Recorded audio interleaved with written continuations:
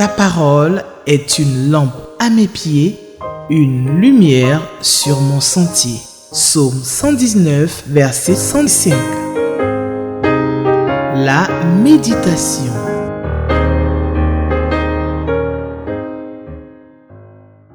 Chers téléspectateurs de Espérance TV, bonjour, shalom. Nous sommes aujourd'hui le dimanche 7 janvier 2024. C'est le premier dimanche de l'année 2024 et je vous présente encore une fois de plus mes vœux les meilleurs pour une année heureuse à tout point de vue sous le regard de notre Dieu. Que vous puissiez en cette nouvelle année faire de l'Éternel vos délices. Il vous donnera alors ce que vos cœurs désirent, selon la promesse qu'il a faite dans le psaume 37, 4. Fais de l'Éternel tes délices et il te donnera ce que ton cœur désire. Amen. Alors, j'espère que vous avez tous déjà vos lecteurs, votre lecteur pour l'année 2024. Mais si vous ne l'avez pas encore, il n'est pas trop tard pour l'acheter. Vous pouvez donc aller au siège de la Ligue pour la lecture de la Bible au 23 avenue Jean Mermoz à Cocody ou bien dans toutes les librairies chrétiennes pour vous procurer votre lecteur pour l'année 2024. Vous pouvez aussi appeler au siège de la Ligue pour la lecture de la Bible au 27 22 44 29 02. Vous pouvez aussi appeler au numéro cellulaire 07 08 95 36 12 ou encore au 01 40 35 07 31. Voilà. Alors, j'espère que vous allez tous avoir votre lecteur pour pouvoir méditer la parole de Dieu chaque jour en suivant donc ce guide-là et que vous pourrez donc suivre ainsi la méditation, méditer à la maison et suivre l'émission, la méditation régulièrement, quotidiennement avec nous. Alors, le passage qui nous est proposé en ce jour par le lecteur de la Bible en ce dimanche 7 janvier est le suivant. C'est Jean 3, versets 1 à 12. L'évangile de Jean, chapitre 3, les versets 1 à 12. Alors, nous allons donc prier pour demander au Seigneur de nous aider à comprendre sa parole. Nous prions. Seigneur, notre Dieu, notre Père, nous te disons merci. Nous te disons merci pour le privilège que tu nous donnes de pouvoir méditer ta parole en ce dimanche 7 janvier avec les téléspectateurs qui nous suivent sur Espérance TV. Seigneur, nous venons nous abreuver à la source d'eau vive que tu es. Nous voulons, Seigneur, que tu nous désaltères, que ta parole nous désaltère. Étanche notre soif de vérité. Nous ne voulons pas, Seigneur, boire à une source d'eau frelatée. Nous ne voulons pas nous abreuver à des citernes crevassées qui ne retiennent pas l'eau, Seigneur, mais nous venons à toi parce que nous savons que tu es la vérité. Nous prions, Seigneur, pour que tu bénisses ce moment, que nos soifs soient étanchées, que tu nous parles par ta parole, Seigneur. Parle maintenant et nous t'écoutons au nom de Jésus. Amen. Alors, comme je le disais tout à l'heure, le passage qui nous est proposé par le lecteur de la Bible, le lecteur adulte de l'année 2024, le voici. Donc, ce passage est celui qui se trouve dans l'évangile de Jean, Jean chapitre 3, versets 1 à 12. C'est le passage qui nous est proposé aujourd'hui par le lecteur de la Bible. Et nous allons donc lire ensemble ce passage. Jean 3, 1 à 12. Mais il y eut un homme d'entre les pharisiens nommé Nicodème, un chef des Juifs, qui vint, lui, auprès de Jésus de nuit et lui dit, « Rabbi, nous savons que tu es un docteur venu de Dieu, car personne ne peut faire ces miracles que tu fais si Dieu n'est avec lui. » Jésus lui répondit, « en vérité, je te le dis, si un homme ne naît de nouveau, il ne peut voir le royaume de Dieu. » Verset 4. Nicodème lui dit, « Comment un homme peut-il naître quand il est vieux? Peut-il entrer dans le sein de sa mère et naître? » Jésus répondit, « en vérité, je te le dis, si un homme ne naît d'eau et d'esprit, il ne peut entrer dans le royaume de Dieu. Ce qui est né de la chair est chair, et ce qui est né de l'esprit est esprit. Ne t'étonne pas que je t'ai dit, il faut que vous naissiez de nouveau. » Verset 8. Le vent souffle où il veut et tu en entends le bruit, mais tu ne sais d'où il vient ni où il va. Il en est ainsi de tout homme qui est né de l'Esprit. Nicodème lui dit, comment cela peut-il se faire? Jésus lui répondit, tu es le docteur d'Israël et tu ne sais pas ces choses? Verset 11. En vérité, je te le dis, nous disons ce que nous savons et nous rendons témoignage de ce que nous avons vu. Et vous ne recevez pas notre témoignage. Verset 12. Si vous ne croyez pas quand je vous ai parlé des choses terrestres, comment croirez-vous quand je vous parlerai des choses célestes? Amen. Jean chapitre 3, versets 1 à 12, c'est le passage que nous venons de lire.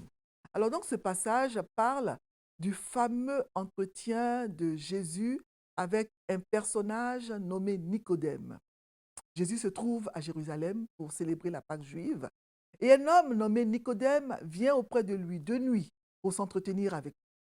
Les versets 23 à 25 de Jean 2 nous parlent un peu du contexte dans lequel Nicodème vient rencontrer Jésus. Donc ces versets nous donnent des informations importantes sur le contexte dans lequel Nicodème vient rencontrer Jésus. Donc, en effet, dans le verset 23, il est écrit, pendant que Jésus était à Jérusalem à la fête de Pâques, plusieurs crurent en son nom, voyant les miracles qu'il faisait. Jésus a donc fait beaucoup de miracles pendant son séjour à Jérusalem. Et cela a suscité la foi chez beaucoup de personnes quand ils ont vu les miracles qu'il faisait. Jésus était devenu célèbre à cause de ces miracles et tout le monde cherchait à le voir. Et dans les versets 24 à 25, il est écrit que Jésus ne se fiait à aucun homme parce qu'il les connaissait tous. Il se fiait à aucun homme. Ces qualités de Jésus qui ont fait sa popularité, sa célébrité, ont certainement, entre autres choses aussi, attiré la curiosité de Nicodème. Et celui-ci a donc désiré voir, rencontrer ce fameux Jésus dont tout le monde parlait. Ce Jésus qui faisait des miracles extraordinaires et qui savait tout des gens. Mais qui est ce Nicodème? Le texte nous dit, dans les versets 1 à 2 de Jean 3, qu'il était donc du parti des pharisiens. Il était un chef des Juifs et il était aussi un admirateur de Jésus. Philippiens 3,5 nous apprend que Saul de Tarse, devenu par la suite l'apôtre Paul, était aussi pharisien. Il y avait donc à l'époque de Jésus 3 groupes de religieux importants. Il y avait les pharisiens, les sadducéens et les esséniens. Et les pharisiens constituaient un groupe religieux et politique de juifs fervents.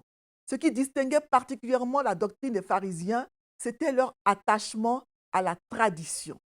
Au cours des siècles, ils avaient ajouté à la loi écrite qu'ils avaient étudiée et qu'ils connaissaient très bien de nombreuses traditions orales. Et les pharisiens tenaient ces nombreuses traditions pour aussi saintes que la loi elle-même.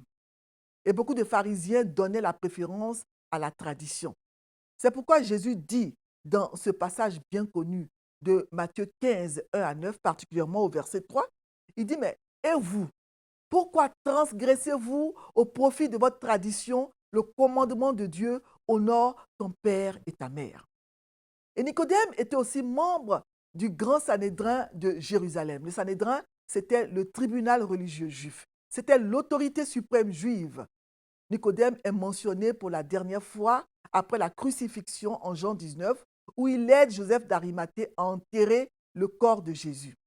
Jean 19, 39 nous dit que Nicodème a apporté à la mort de Jésus un mélange de myrrhe et d'aloès qui pesait environ 100 livres, ce qui fait à peu près 45 kilos. C'est beaucoup. Donc Nicodème était certainement un homme riche pour avoir apporté une telle quantité de myrrhe et d'aloès pour l'enterrement de Jésus. Ce Nicodème va rencontrer Jésus de nuit. Il vient rencontrer Jésus de nuit parce qu'il est peut-être craintif. Il a peut-être peur étant du parti des pharisiens. Il savait donc que ses collègues, les pharisiens, étaient à couteau tiré avec Jésus. Les relations de Jésus avec les pharisiens étaient très tendues parce que Jésus dénonçait leur légalisme, leur hypocrisie et leur manque d'amour malgré leurs apparences de piété.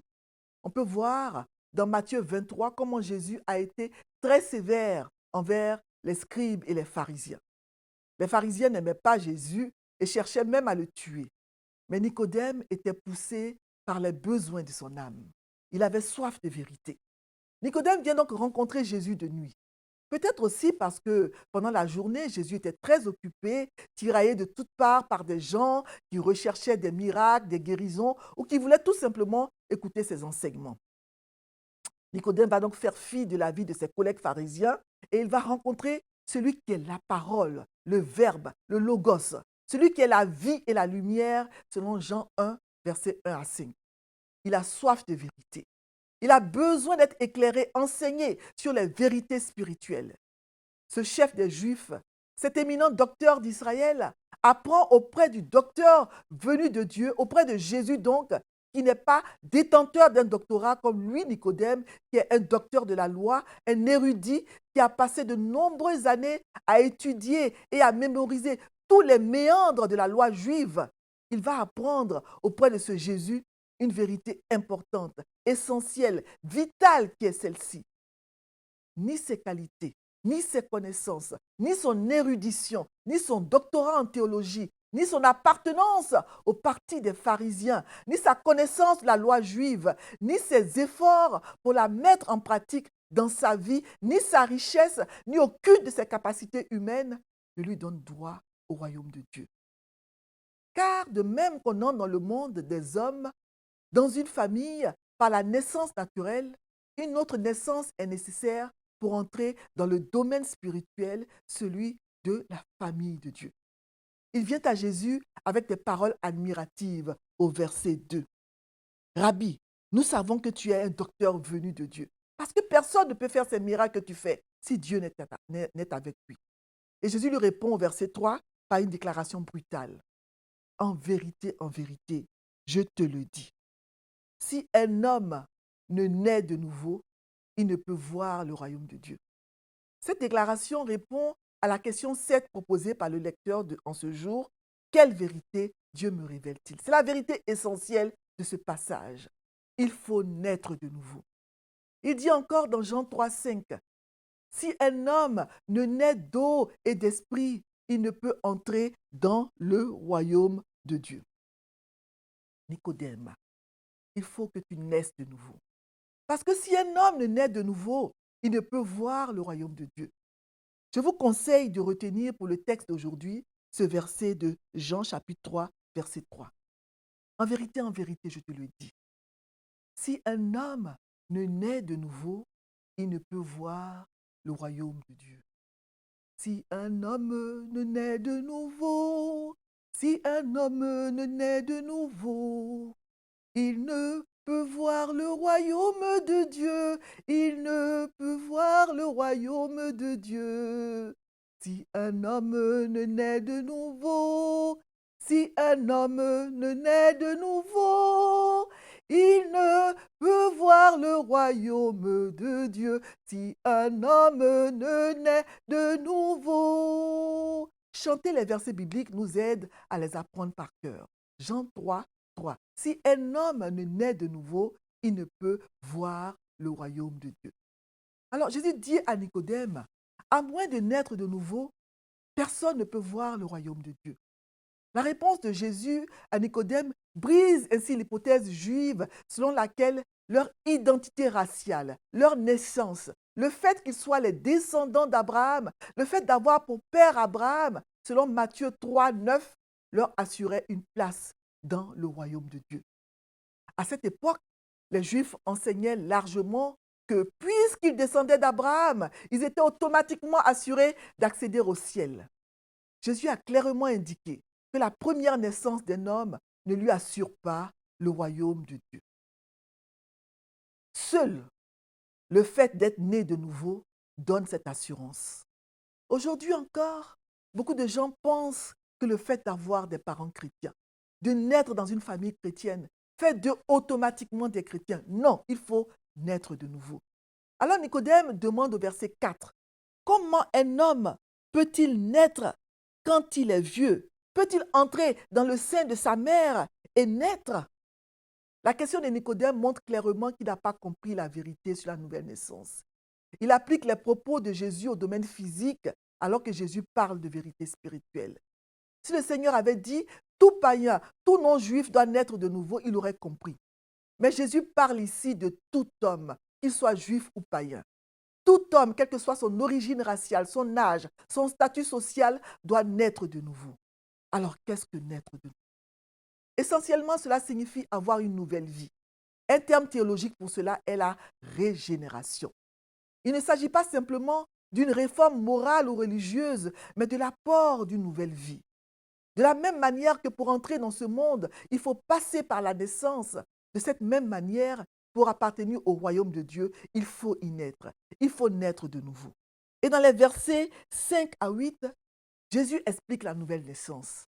Jésus répondit, en vérité, je te le dis, si un homme ne naît d'eau et d'esprit, il ne peut entrer dans le royaume de Dieu. Ce qui est né de la chair est chair, ce qui est né de l'esprit est esprit. Ne vous étonnez pas que je vous ai dit, il faut naître de nouveau. Le vent souffle où il veut et vous en entendez le bruit. Mais vous ne pouvez pas dire d'où il vient, où il va. Il en va de même pour tous ceux qui sont nés de l'esprit. Jésus dit, si un homme ne naît d'eau et d'esprit, il ne peut entrer dans le royaume de Dieu. Il y a eu beaucoup de discussions sur le sens exact de cette phrase. Mais Jésus parlait certainement du baptême d'eau de Jean-Baptiste, qui était un baptême de repentance, et de son propre baptême, qui est un baptême avec le Saint-Esprit. Le baptême de Jean était un baptême de repentance. Il demandait aux gens de laisser leur ancienne façon de vivre et de préparer leur cœur à recevoir Jésus le Messie. On peut lire cela dans Luc 3, versets 7 à 14. Donc, si un homme ne naît de nouveau, s'il ne se repent pas, il ne peut voir le royaume de Dieu. Le baptême de Jésus avec le Saint-Esprit apporte un renouveau de la personnalité. Il donne de l'énergie afin d'avancer en tant que membre de la famille de Dieu. C'est le Saint-Esprit qui nous donne la force, la possibilité de faire ce que Dieu nous demande de faire. C'est lui qui nous permet de marcher selon les principes divins. On peut comparer la nouvelle naissance au vent qui souffle. On peut entendre le son qu'il produit et voir ses effets, mais on ne peut pas savoir exactement d'où il vient. C'est pareil pour la nouvelle naissance. C'est l'œuvre mystérieuse de Dieu dans une vie. On ne sait pas exactement comment il s'y prend, mais une fois que cela se produit, nous en voyons les effets qui sont évidents aux yeux de tous. Quelque chose se passe intérieurement et les effets deviennent visibles, évidents. Qu'est-ce qui s'est passé pour que l'homme adultère devienne un homme fidèle? Le voleur, un honnête homme. Le menteur, un homme de parole. Qu'est-ce qui s'est passé? C'est l'œuvre de Dieu qui, par la puissance du Saint-Esprit, régénère, transforme un homme et fait de lui une personne différente, un être nouveau. Et c'est ce que l'apôtre Paul explique aussi dans 2 Corinthiens 5, 17. Si quelqu'un est en Christ, il est une nouvelle créature. Les choses anciennes sont passées. Voici, toutes choses sont devenues nouvelles. Il s'agit d'une régénération. Naître de nouveau signifie reconnaître qu'on est pécheur, se repentir de son péché, demander pardon à Dieu pour ses péchés, reconnaître le sacrifice de Jésus sur la croix pour son salut, demander au Seigneur d'entrer dans son cœur et d'être le maître de sa vie. Alors Nicodème, se rendant compte que Jésus ne parlait pas de naissance physique, mais spirituelle, pose cette question simple au verset 9. Comment cela peut-il se faire? À cela, Jésus répond, tu es le docteur d'Israël et tu ne sais pas ces choses. Je pourrais paraphraser cette déclaration de Jésus en disant, tu vas à l'église tous les dimanches, tu chantes à la chorale, tu es moniteur ou monitrice école du dimanche, tu as beaucoup de responsabilités dans l'église et tu ne sais pas qu'il faut naître de nouveau pour entrer dans le royaume de Dieu. La vie commence par la naissance. C'est par la naissance que nous entrons dans ce monde. De la même manière, c'est par une naissance que nous entrons dans le royaume de Dieu. Dans Jean 1, le passage qu'on a lu récemment avec le lecteur, Jean 1, versets 12 à 13, il est écrit en parlant de la parole, la lumière qui est Jésus lui-même. Il est écrit que à tous ceux qui l'ont reçu, à ceux qui croient en son nom, elle a donné le pouvoir de devenir enfants de Dieu, lesquels sont nés non du sang, ni de la volonté de la chair, ni de la volonté de l'homme, mais de Dieu. Ce n'est donc pas par le sang ou par la volonté de la chair ou par quelconque autre moyen qu'on devient enfant de Dieu. Une bien-aimée sœur en Christ disait souvent, Dieu n'a pas de petits-enfants, il n'a que des enfants.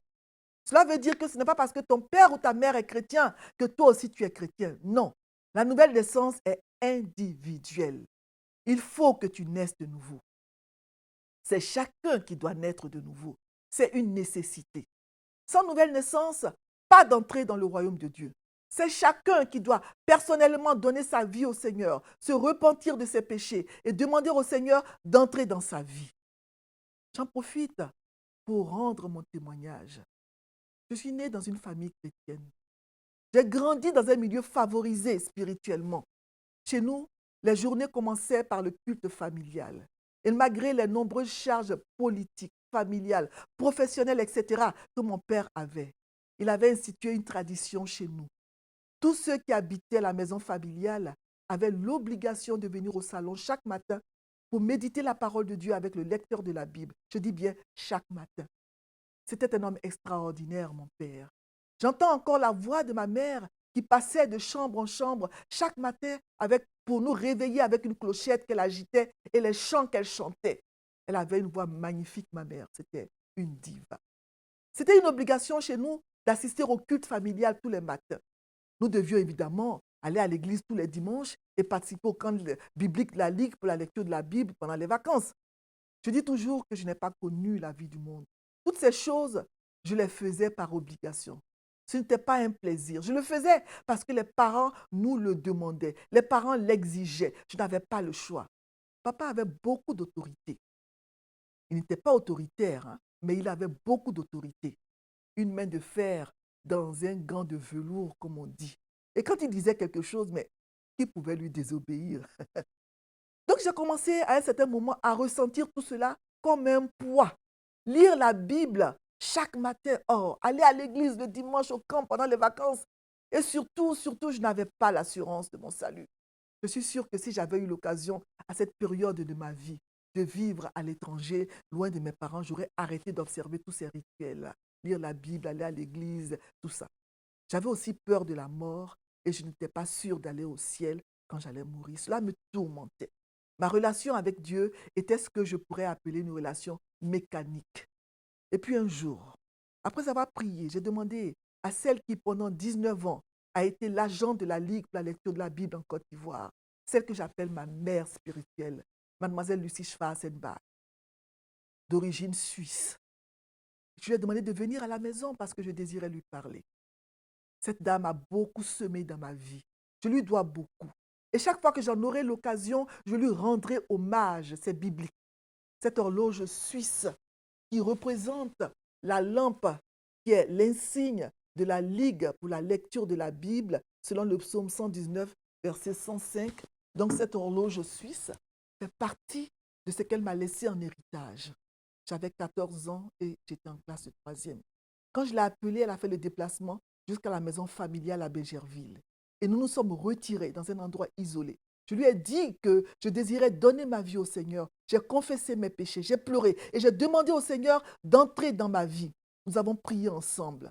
Ce jour-là, je suis née de nouveau. Et une grande joie et une paix immense ont envahi mon cœur.